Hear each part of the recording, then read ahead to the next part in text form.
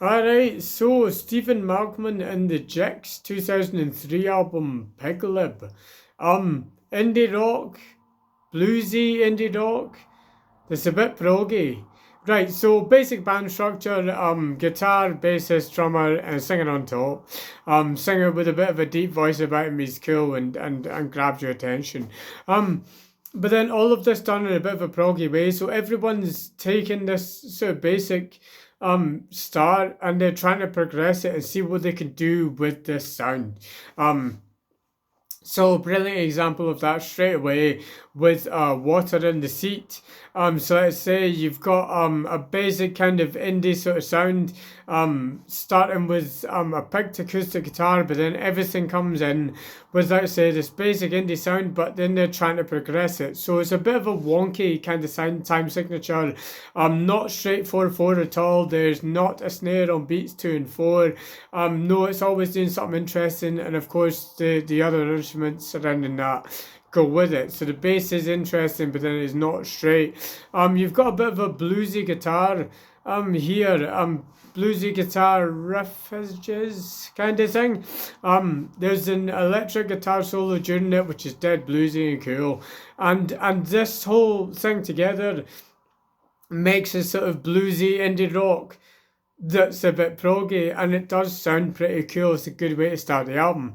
Another good example of this kind of sound is at the very end of the album with 1%, which is like an 8 or 10 minute length tune. So you've got kind of all the different things that this bluesy indie rock, this proggy can do.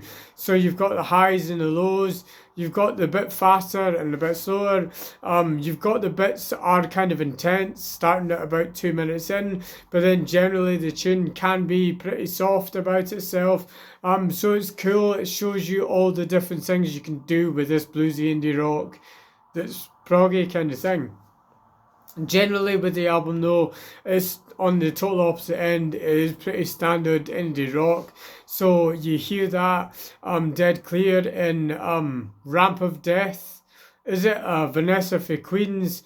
Dark Wave, Animal Midnight, they're all dead kind of straight indie rock tunes, which are kind of cool. They're all got the wee tint of bluesiness or progginess about it. But generally they are pretty standard indie rock.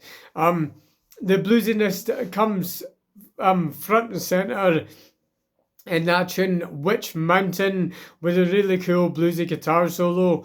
I guess most of them have a wee bit of bluesiness about it and a wee bit of progginess about it, but Witch Mountain's a really good one for the bluesiness coming through. And let's say 1% and Water in the Seat, good for the progginess of what they're trying to do. Overall, it is pretty cool what they're doing. Let's say it starts with the simple indie kind of premise, but then they take it a bit proggy and see what they can do with it. And it is cool that what ways they go and what they kind of end up stumbling upon trying to do this. So it comes out. I guess I'll have to be honest. I guess neither indie, definitely not prog, on my sort of thing. So for me, this isn't all that enticing. But then if you like either, it will certainly flick your switch. It is a good album. Overall, the musicianship is very good. The drummer shows that non-stop.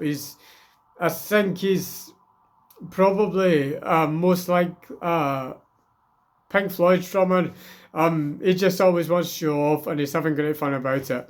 But then generally I think all the tunes kind of do go in this progressive manner and they do some interesting stuff. So yeah, nice one. Let's say it's a good album, just not my thing, I guess. But hey, it is pretty good. So until next time, take it easy.